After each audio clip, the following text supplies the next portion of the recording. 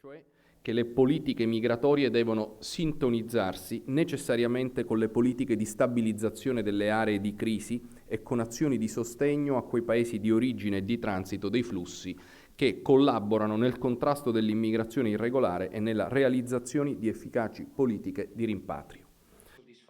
Soprattutto dal punto di vista dell'Italia, che i profughi e i rifugiati vanno sempre e comunque accolti, ma che ci sono delle regole per l'ingresso in Europa e che quelle regole devono essere rispettate da coloro i quali non sono profughi o non sono irregolari o non sono in fuga da guerre o persecuzioni. Questo lavoro europeo può avere un motore rappresentato dalla Francia, dalla Germania e dall'Italia, e questo abbiamo provato a concordare oggi attraverso delle azioni comuni che hanno esattamente questo obiettivo. Sit down. A permis d'avancer sur 3 sujets importants.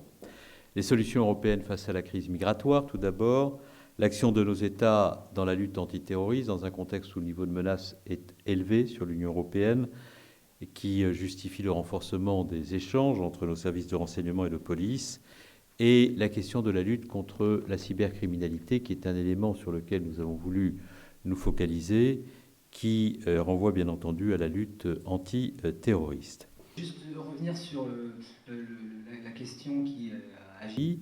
Il faut que nous soyons en situation d'organiser le retour de ceux qui relèvent de l'immigration économique irrégulière vers des pays comme le Niger, le Nigeria, le Mali, le Sénégal, l'Éthiopie. Et j'ai eu l'occasion, au cours de mon entretien avec mon homologue sénégalais, mais également le président Macky Sall il y a 15 jours, d'évoquer de façon très approfondie ces sujets.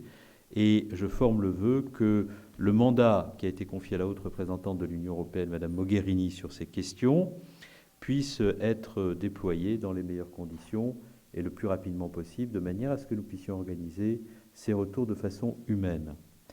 Qui agite un peu toujours l'Italie, qui dit qu'elle est... Nous avons établi les contrôles aux frontières en France au mois de novembre 2015. J'en profite d'ailleurs pour faire passer le message à ceux qui demandent le rétablissement de ces contrôles à la faveur des débats électoraux. C'est déjà fait. Nous l'avons fait le 13 novembre, nous avons obtenu la reconduction de ce contrôle et nous le redemanderons aux institutions de l'Union européenne aussi longtemps qu'il y aura une menace terroriste. En pointe sur la question des flux migratoires et qui demande de l'aide, et de l'autre côté. J'ai réitéré la volonté de la France de voir l'Union européenne se doter d'une task force en lien avec Europol de lutte contre les faux documents. Les faux documentaires sont un élément de perturbation du contrôle aux frontières, on l'a vu avec les attentats du 13 novembre. Nous devons donc avoir les moyens de lutter contre les faux documents.